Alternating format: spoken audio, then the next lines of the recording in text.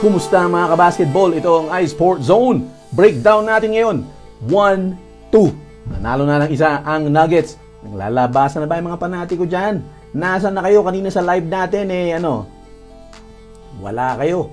Pero ito mga kabasketball, hindi na kailangan ng matitinding breakdown na yan. Napakasimpleng basketball mga kabasketball, no? Hindi na kailangan pakita pa yung mga technical stuff na yan, formation o ano-ano man, depensa. Napakasimpleng breakdown. Simple na hindi simple. Ano ang ginawa ng Nuggets dito sa laban na ito? Game 1 and 2. Itong Minnesota Timberwolves ay binubuli ang Nuggets sa depensa. Yung depensa ang susi. At ang Nuggets naman, anong ginagawa sa Game 1? Pinipilit yung mga tira nila sa loob. Nakita nyo ang daming sukalpal. Kay Nikola Jokic, kay Jamal Murray, pinipilit nilang isalaksak. Hoping na makakakuha sila ng foul dahil home court nila yun. Pwedeng mabuyo yung referee. Hindi nangyari. Dino-double team si Jamal, medyo may iniinda pa. Binubugbog nila si Murray, si Jokic din, daming tapal nitong si Naz Reid. Dito pa rin naman, maganda pa rin depensa ni Naz Reid. Pero, ano ang susi rito para sa Nuggets? Para sa mga mahilig tumalpak dyan at tambay ng mga sportsbook at game apps, pasok na sa Arena Plus. Bukod sa sportsbook at games, pwede mo pa mapanood ng live ang NBA, PBA at iba pang sports. Mag-register na. Scan lang ang QR code na ito. Yung kanilang energy, napakasimple niya, hindi na kailangan matinding breakdown dyan sa lahat ng aspeto. No? Dito, mas energetic ang Denver Nuggets kung sino yung mas gutom ay siya ang mas maraming maipapakita on both ends of the floor at ginawa nila, dinominate nila saan? Aspeto?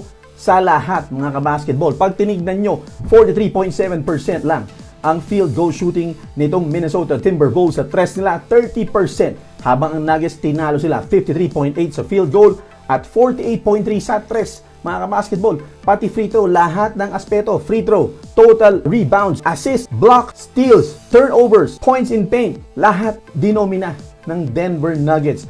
Pag tinignan nyo, ako layong pinapanood ng Nuggets parehas lang yung laruan, parehas lang yung mga play. Ano naging diferensya? Hindi nila pinipilit na isalaksak ngayon ng gusto. Nag-iisip sila, maganda ang ball rotation. No? Nakakakuha sila ng mga tres. 14 out of 29 sa tres, pati si Aaron Gordon. Nakakabuslo nung kanyang mga 3-pointers. So, energy.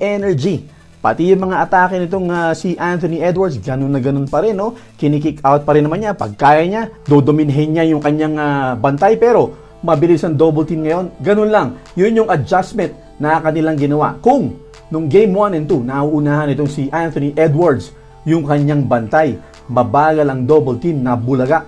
Itong Denver Nuggets, dito sa game 3, ay mas mabilis ang Nuggets sa pag-adjust doon sa mga double team. Nag-show agad sila. At yung rotation, nakaka-pick up kagad, habol at hindi pumapasok ang mga tira nitong Minnesota Timberwolves sa labas, mas kaunti. So yan ang mga naging dito, susi dito sa laban nito at Jamal Murray na challenge dahil parang daming memes na lumabas dito kay Jamal Murray na kinakawawa siya ng Timberwolves. Ano ngayon ang ginante nitong si Jamal Murray? 24 points. Nikola Jokic 24 din, 14 rebounds, 9 assists. Michael Porter Jr.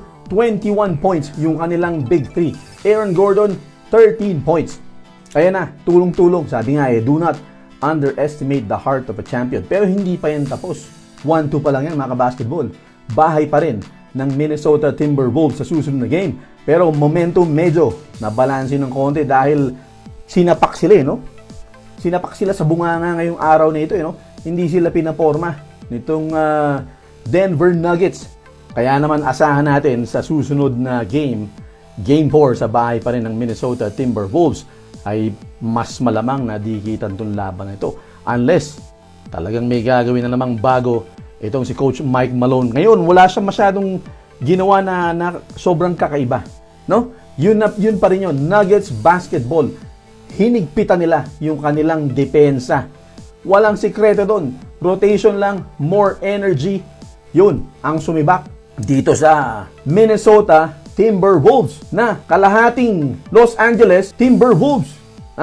O paano yan? Kita-kita tayo sa Game 4 sa Minnesota Timberwolves at dahil dyan, meron pa ring Game 5 na gaganapin dito sa Denver, Colorado. Anong masasabi nyo? Labasan na sa comment section mga panatiko. Walang sweep. Itabi na yung walis. No? Sa next life na yan, hindi kayo makakabawi. Sa mga mahilig tumalpak dyan, pasok na sa Arena Plus. Lahat ng paborito mong sports nandito sa Arena Plus. Para mag-register, iscan lang ang QR code. At may bonus na 850 pesos para sa first-time users. Pwede mong ilaro sa sports o iba't ibang klaseng games sa loob ng Arena Plus. At ang maganda dyan ay pwede kang makapanood ng paborito mong sports kasama ang NBA at PBA sa loob ng app basta meron ka lang account. Kaya pasok na sa Arena Plus, iscan lang ang QR code.